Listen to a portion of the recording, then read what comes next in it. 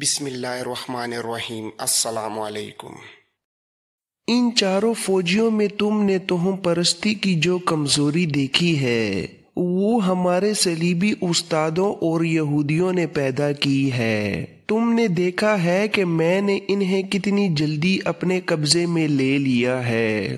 میں نے ان چاروں سے ایک بات کہی تھی، یہ مجھے میرے استاد نے بتائی تھی، وہ یہ تھی کہ انسان ایک لذت کی پیداوار ہے اور وہ ہمیشہ اس لذت کا خواہ رہتا ہے، اس خواہش کو دبانے کی کوشش بھی کرتا ہے۔ ہمارا مقصد یہ ہے کہ مسلمانوں میں لذت پرستی ابھاری جائے، کیونکہ یہی انسان کی وہ کمزوری ہے جو اسے تباہی تک پہنچاتی ہے۔ تمہیں وہ رات یاد نہیں جب سیف الدین نے ہماری موجودگی میں اپنے ایک سالار سے کہا تھا کہ وہ اس پر غور کرنا چاہتا ہے کہ صلاح الدین ایوبی سے صلح کر لی جائے۔ میں نے اسی رات اس کے دماغ سے یہ خیال نکال دیا تھا۔ چھوٹی لڑکی نے کہا، اسیات پہنچ لیں تو یہ استادی مجھ میں بھی پیدا کرو، مجھے اس کام سے نفرت سی ہوتی جا رہی ہے۔ میں ان مسلمان حاکموں کا کھلونا بنی رہی ہوں، تم دامن بچا لیتی رہی پر میں نہیں بچا سکی۔ کبھی کبھی کہیں بھاگ جانے کا ارادہ دل میں تڑپتا ہے، مگر کوئی راستہ نظر نہیں آتا اور کوئی پناہ نہیں ملتی۔ بڑی لڑکی نے کہا، سب کچھ سیکھ جاؤ گی، تمہیں میرے ساتھ تربیت کے لیے ہی بھیجا گیا تھا۔ میں نے تمہاری کمزوریاں دیکھ لی ہیں، یہ دور ہو جائیں گی۔ الناصر اپنے ساتھیوں کے ساتھ چلا جا رہا تھا۔ لڑکیوں نے گھوڑے ان سے آگے کر لیے تاکہ یہ چاروں راستے سے ہٹ نہ جائیں۔ وہ ایک آواز میں گیت گاتے جا رہے تھے۔ ریت، مٹی اور پتھر ان کے لیے گھاس بنے ہوئے تھے۔ چھوٹی لڑکی نے کہا، انہیں کسی دوسری طرف روانہ کر دینا تھا، انہیں اسیات لے جا کر کیا کرو گی؟ بڑی لڑکی نے کہا، اپنے پیر استاد شیخ سنان کے لیے اس سے بہتر اور کوئی تحفہ نہیں ہو سکتا۔ یہ صلاح الدین ایوبی کے چھاپہ مار ہے اور جاسوس بھی۔ مجھے خاص طور پر بتایا گیا تھا کہ سلطان صلاح الدین ایوبی کا ایک جاسوس پکڑ کر اس کے ذہن کو اپنے قبضے میں لے لے تو سمجھو کہ تم نے اس کی فوج کے 1000 سپاہی بیکار کر دیے ہیں۔ ایوبی نے اپنے چھاپہ ماروں اور جاسوسوں کو جو تربیت دے رکھی ہے اس سے وہ اوسط درجہ انسانوں سے بہت اوپر چلے گئے ہیں۔ جسمانی لحاظ سے ان میں غیر معمولی پھرتی اور قوت برداشت ہوتی ہے، اور ذہنی لحاظ سے یہ اپنے فرض کے دیوانے ہوتے ہیں۔ ان چاروں نے جو شبخون مارے اور اس تھکن کے بعد صحرا میں جو مصیبت، بھوک اور پیاس برداشت کی ہے وہ کوئی اور انسان برداشت نہیں کر سکتا۔ ہماری فوج میں یہ جذبہ نہیں ہے۔ ان چاروں کو میں شیخ سنان کے حوالے کروں گی، اس کے آدمی جو اس فن کے ماہر ہیں۔ ان چاروں کے اسی جذبے اور جسمانی خوبیوں کو اپنی طرف منتقل کر لیں گے۔ تمہیں شاید معلوم نہ ہو کہ صلاح الدین ایوبی کو قتل کرنے کی کئی کوششیں ہو چکی ہیں مگر کامیاب ایک بھی نہیں ہوئی۔ ان چاروں کو حشیش اور استادی کے ذریعے ایوبی کے قتل کے لیے تیار کیا جا سکتا ہے۔ یہ اس کے اپنے چھاپہ مار ہیں، اس تک رسائی حاصل کر سکتے ہیں۔ چھوٹی لڑکی نے پوچھا، کیا صلاح الدین ایوبی پر اس طرح قابو نہیں پایا جا سکتا جس طرح سیف الدین گمشتگین وغیرہ کو اپنے قبضے میں لیا گیا ہے؟ بڑی لڑکی نے جواب دیا، نہیں، جو انسان لذت سے دستبردار ہو کر ایک مقدس مقصد کو دل میں بٹھائے اسے ہم جیسی حسین لڑکیاں اور سونے کے انبار بھی راستے سے نہیں ہٹا سکتے۔ ایوبی ایک بیوی کا قائل ہے۔ نور الدین زنگی میں بھی یہی خرابی تھی کہ سلطان ہو کر بھی اس نے گھر میں ایک ہی بیوی رکھی۔ اور مرتے دم تک اس کا وفادار رہا۔ یہی خرابی صلاح الدین ایوبی میں بھی ہے۔ کوشش کی جا چکی ہے پر اس پتھر کو موم نہیں کیا جا سکا۔ فلسطین پر قبضہ برقرار رکھنے کا یہی طریقہ رہ گیا ہے کہ ایوبی قتل کرا دیا جائے۔ چھوٹی لڑکی نے کہا، مجھے ایسے آدمی اچھے لگتے ہیں جو ایک عورت کے وفادار رہتے ہیں۔ میں صلیب کی پرستار ہوں اور صلیب کا مقصد سمجھنے کے باوجود کبھی کبھی سوچا کرتی ہوں کہ میں کسی ایک آدمی کے دل میں اتر جاؤں اور وہ میرے جسم اور میری روح کا حصہ بن جائے۔ بڑی لڑکی نے اسے ڈانٹ کر کہا، جذبات سے نکلو، اپنے اس عظیم مقصد کو سامنے رکھو جو تمہیں صلیب نے دیا ہے۔ اپنے حلف کو یاد کرو جو تم نے صلیب ہاتھ میں لے کر اٹھایا تھا۔ میں جانتی ہوں تم جوان ہو اور جذبات پر قابو پانا آسان نہیں ہوتا، لیکن صلیب ہم سے یہ قربانی مانگ رہی ہے۔ پراسرار قافلہ چلتا رہا۔ الناصر اور اس کے ساتھی لڑکیوں کے گھوڑوں کے پیچھے پیچھے گاتے گنگناتے اور کہے لگاتے جا رہے تھے۔ جوں جوں رات گزرتی جا رہی تھی ان کی منزل قریب آتی جا رہی تھی۔ یہ لڑکیاں کون تھیں؟ یہ اسی قبیلے کی لڑکیاں تھیں جن کے متعدد قصے آپ سن چکے ہیں۔ صلیبی اور یہودی غیر معمولی طور پر حسین اور دلکش بچیوں کو استادوں کے حوالے کر کے انہیں خصوصی تربیت دیتے تھے، انہیں ذہنی تخریب کاری، کردار کشی اور اپنے دشمن کو اپنے مقصد کے لیے استعمال کرنے کے ڈھنگ سکھاتے تھے۔ انہیں سراپا لذت بنا دیا جاتا تھا۔ لڑک پن میں انہیں یہ ٹریننگ دی جاتی تھی کہ اپنے دشمن کی سوچ پر کس طرح قبضہ کیا جاتا ہے۔ ان لڑکیوں میں شوخی اور بے حیائی پیدا کی جاتی تھی، انہیں جذبات سے عاری کر دیا جاتا تھا۔ یہودی چونکہ مسلمانوں کو اپنا سب سے بڑا دشمن سمجھتے تھے، اس لیے وہ اپنی بچیاں صلیبیوں کے حوالے کر دیا کرتے تھے۔ صلیبی اپنی لڑکیوں کو بھی استعمال کرتے تھے اور ان علاقوں میں جن پر ان کا قبضہ تھا مسلمانوں کے قافلوں پر حملہ کرتے اور کوئی خوبصورت بچی مل جاتی تو اسے اٹھا لے جاتے تھے اور اسے اپنے مقاصد کے لیے تیار کر لیتے تھے۔ یہ دو لڑکیاں کچھ عرصے پہلے تحفے کے طور پر صلیبیوں نے والی موصل سیف الدین کو بھیجی تھیں۔ آپ نے دیکھ لیا ہے کہ سیف الدین صلاح الدین ایوبی کا دشمن تھا۔ ان دونوں لڑکیوں کو اس مقصد کے لیے بھیجا گیا تھا کہ ایک تو جاسوسی کرتی رہیں اور دوسرا یہ کہ سیف الدین کو کبھی یہ نہ سوچنے دیں کہ وہ سلطان ایوبی کے ساتھ صلح کر لے۔ تیسرا مقصد یہ تھا کہ سلطان ایوبی کے خلاف جو مسلمان امراء متحد ہو گئے تھے انہیں اندر سے ایک دوسرے کے خلاف رکھا جائے۔ یہ کام صرف ان دو لڑکیوں کے ہی ذمے نہیں تھا بلکہ وہاں صلیبیوں کی پوری مشینری درپردہ کام کر رہی تھی۔ انہوں نے ایک تو مسلمانوں کا ایمان خرید لیا تھا، دوسرا ان کے لیے کام کر رہے تھے۔ سیف الدین اتحادی فوج کا سالار اعلیٰ بن کر ترکمان کے مقام پر سلطان ایوبی پر حملہ کرنے گیا تو بادشاہوں کے دستور کے مطابق اپنے حرم کی چیدہ لڑکیاں اور ناچنے والیاں بھی میدان جنگ میں ساتھ لے گیا۔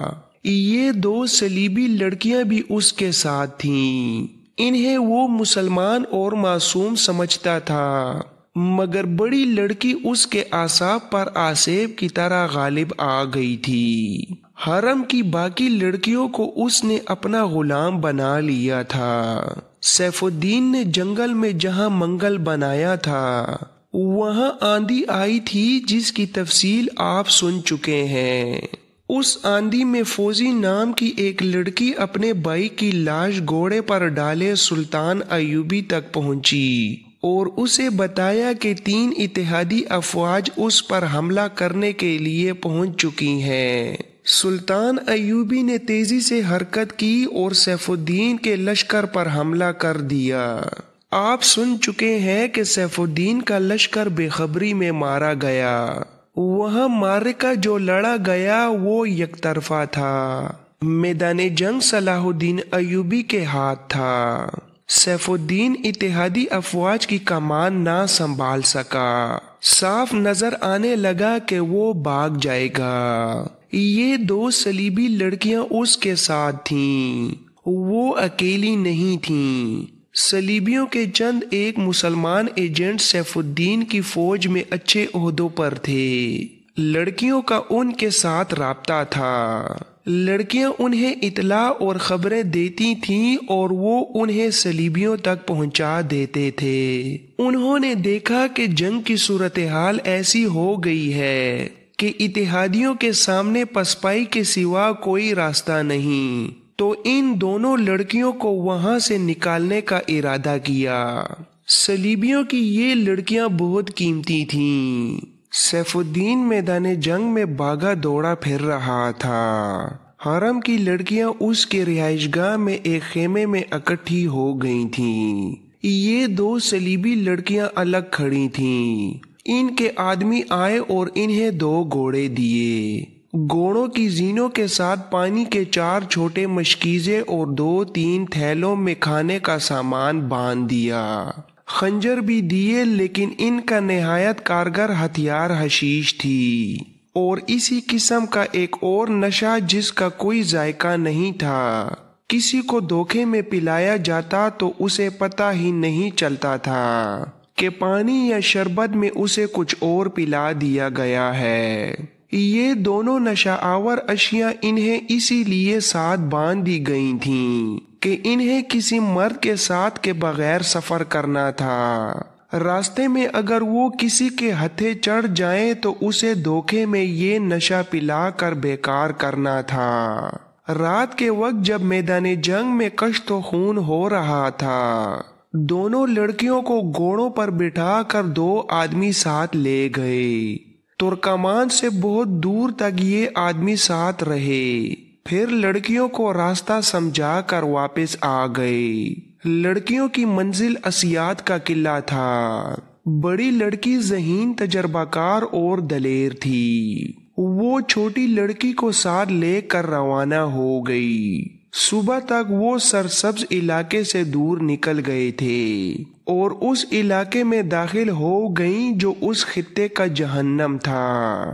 لڑکیوں کو معلوم تھا کہ اس مقام پر آ کر خشک پاٹ کے اندر جانا ہے۔ علاقہ ڈراؤنا تھا اور تنور کی طرح گرم تھا۔ سورج سر پر آیا تو انہیں چٹان نظر آئی جو نیچے سے اندر کو گئی ہوئی تھی۔ وہ اس کے نیچے رک گئیں۔ کھانا کھا کر انہوں نے کچھ دیر آرام کیا۔ اتنے میں انہیں الناصر اور اس کے 3 ساتھی آتے دکھائی دیے۔ انہیں دیکھ کر بڑی لڑکی سمجھ گئی کہ یہ آدمی کس جسمانی اور ذہنی کیفیت میں ہیں۔ اپنی تربیت کے مطابق اس نے کامیاب اداکاری کی جس سے الناصر ان دونوں کو وہم یا جن سمجھ بیٹھا۔ لڑکی کی اداکاری کامیاب تھی۔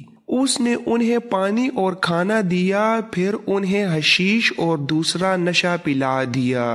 اس نے اور اس کے ساتھ کی لڑکی نے انہیں نشہ پلا کر پھولوں، سبززار، پرندوں اور مخمل جیسی گھاس کی جو باتیں کی تھیں وہ ان چاروں کے ذہن میں وحشت کا تصور پیدا کرنے کی کوشش تھی۔ یہ حسن بن صبا کا طریقہ تھا کہ لوگوں کو حشیش پلا کر ان کے ذہنوں میں بڑے حسین تصورات پیدا کیا کرتا اور انہیں اپنے مقاصد کے لیے استعمال کرتا تھا۔ اب 100 سال بعد شیخ سنان اس کا جانشین تھا۔ یہ گروہ اب حشیشن یا فدائی کہلاتا تھا۔ بڑی لڑکی کو اس کام کی تربیت حاصل تھی۔ اسے یوں کہہ لیں کہ حشیش اور باتوں کی مدد سے اپنے شکار یا معمول کو ہپناٹائز کر لیا جاتا تھا۔ جتنی دیر حشیش کا نشہ رہتا وہ آدمی اسی تصور کو حقیقت سمجھتا رہتا تھا جو اس کے ذہن میں پیدا کیا جاتا تھا۔ الناصر اور اس کے ساتھیوں کو اس لڑکی نے اپنے قبضے میں لے کر ایک مقصد تو یہ حاصل کرنا چاہا تھا کہ یہ چاروں ان پر دست درازی نہ کریں یا انہیں اپنے ساتھ نہ لے جائیں۔ دوسرا مقصد اس وقت اس کے سامنے آیا تھا جب اسے پتہ چلا کہ یہ سلطان صلاح الدین ایوبی کے ان چھاپا مار جاسوسوں میں سے ہیں جن کی اس نے بہت شہرت سنی اور جن سے اسے ڈرایا بھی گیا تھا۔ اس کے تخریب کار ذہن نے سوچ لیا کہ ان آدمیوں کو شیخ سنان کے حوالے کیا جائے، یہ اس کے کام آ سکتے تھے۔ ان دنوں سلطان ایوبی کو قتل کرنے کا ایک منصوبہ تیار ہو رہا تھا۔ اسی مقصد کے لیے ہاران کا خود مختار حکمران گمشتگین قلعہ اسیات میں شیخ سنان کے پاس گیا ہوا تھا۔ ترکمان میں مظفر الدین کے حملے کو ناکام کر کے سلطان ایوبی نے اپنے سالاروں سے کہا کہ اب جنگ ختم ہوئی ہے۔ اس نے مال غنیمت سمیٹنے کا حکم دے دیا۔ مال غنیمت بے اندازہ تھا۔ غازی سیف الدین کے رہائشی کیمپ سے بے اندازہ سونا اور نقدی ملی تھی۔ دشمن کی لاشوں سے بھی نقدی اور انگوٹھیوں وغیرہ کی شکل میں سونا ملا۔ دیگر ساز و سامان اور اسلحہ کا کوئی شمار نہ تھا۔ سلطان ایوبی نے فوج کے کام کا سامان فوج میں تقسیم کیا، دوسرا حصہ دمشق اور ان علاقوں کے غریبوں میں تقسیم کرنے کا حکم دیا جو مصر اور شام کی سلطنت میں آ چکے تھے، تیسرا حصہ مدرسہ نظام الملک کو دے دیا۔ ایک یورپی مورخ لین پول کے مطابق ایوبی نے اسی مدرسے میں تعلیم حاصل کی تھی۔ یہ مورخ لکھتا ہے کہ تاریخ میں واضح شہادت ملتی ہے کہ سلطان ایوبی نے مال غنیمت میں سے اپنے لیے کچھ بھی نہ رکھا۔ دوسرا مسئلہ جنگی قیدیوں کا تھا جو سب مسلمان تھے۔ سلطان ایوبی نے انہیں اکٹھا کر کے کہا کہ تم مسلمان ہو اور مسلمانوں کے خلاف لڑنے آئے تھے۔ تمہاری شکست کی وجہ یہی ہے، تمہارے حکمران تمہارے مذہب کے بدترین دشمن کے ساتھ دوستی کر کے اس کے ہاتھ مضبوط کر رہے ہیں۔ تمہاری دنیا بھی خراب ہوئی اور عاقبت بھی۔ اپنے گناہ بخشوانے کا یہی ایک طریقہ ہے کہ اسلام کے سپاہی بن جاؤ اور اپنے قبلہ اول کو آزاد کراؤ۔ سلطان ایوبی کی یہ تقریر جوشیلی اور جذباتی تھی۔ جنگی قیدیوں میں بہت سے نعرے لگانے لگے۔ انہوں نے اپنے آپ کو سلطان ایوبی کی فوج کے لیے پیش کر دیا۔ اس طرح سلطان ایوبی کی فوج میں تربیت یافتہ سپاہیوں اور عہدیداروں کا اضافہ ہو گیا۔ اس کے باوجود سلطان ایوبی نے پیش قدمی ملتوی کر دی۔ فوج کی تنظیم نو کی ضرورت تھی۔ اس نے دمشق اور قاہرہ سے کمک بھی منگوائی تھی۔ زخمیوں کے علاج کا اس نے وہیں انتظام کر دیا تھا۔ دراصل مظفر الدین کے تصادم نے اس کی حالت کچھ زیادہ ہی خراب کر دی تھی۔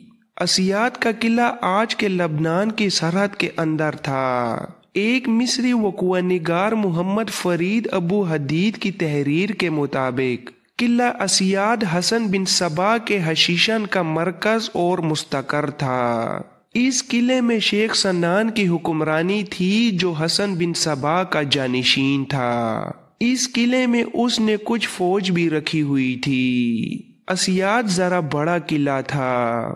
اس سے دور دور 3-4 چھوٹے قلعے بھی تھے جو شیخ سنان کے حشیشن کے پاس تھے۔ انہیں یہ قلعے صلیبیوں نے دے رکھے تھے۔ صلیبیوں کی کوشش یہ تھی کہ حشیشن کو مسلمان قائدین کے قتل کے لیے اور مسلمان قوم کی کردار کشی کے لیے استعمال کیا جائے، لیکن حشیشن جو اسلام کا ایک فرقہ بن کر ابھرنا چاہتے تھے کرائے کے قاتل بن کے رہ گئے تھے۔ انہوں نے صلیبی لیڈروں کو بھی قتل کیا تھا۔ انہیں نقدی دے کر کوئی بھی استعمال کر سکتا تھا۔ سلطان ایوبی کے دور میں صلیبیوں نے انہیں اتنی مراد دیں کہ انہیں قلعے تک دے دیے۔ وہ ان کے ہاتھوں نور الدین زنگی اور صلاح الدین ایوبی کو قتل کرانے کی کوشش کرتے رہے۔ نور الدین زنگی کی موت کے متعلق میجر جنرل محمد اکبر خان رنگروڈ نے بعض مورخوں کے حوالے سے لکھا ہے کہ یہ حشیشن کی کارستانی تھی۔ اسے دھوکے میں کچھ کھلا دیا گیا تھا جس سے وہ چند دنوں بعد فوت ہو گیا۔ اب صلاح الدین ایوبی کو قتل کرنے کے منصوبے بن رہے تھے۔ حشیشن صلیبیوں کے ہاتھوں میں کھیل رہے تھے۔ اس صبح سورج ابھی نہیں نکلا تھا جب الناصر اور اس کے 3 ساتھی 2 صلیبی لڑکیوں کے ساتھ اسیاد کے قلعے کے دروازے پر جا رکے۔ بڑی لڑکی نے کوئی خفیہ الفاظ بولے۔ تھوڑی دیر بعد قلعے کا دروازہ کھل گیا اور یہ قافلہ اندر چلا گیا۔ الناصر اور اس کے ساتھیوں کو کسی کے حوالے کر کے لڑکیاں شیخ سنان کے پاس چلی گئیں۔ وہ ہر پہلو سے بادشاہ تھا۔ اس کا انداز اور شان و شوکت بادشاہوں جیسی تھی۔ اسے یہ احساس ہی نہیں تھا کہ وہ بوڑھا ہو چکا ہے۔ اسے جب بڑی لڑکی بتا رہی تھی کہ وہ کہاں سے آئی ہے اور ان کے دوست سیف الدین پر کیا بیتی ہے، تو اس وقت شیخ سنان کی نظریں چھوٹی لڑکی پر جمی ہوئی تھیں۔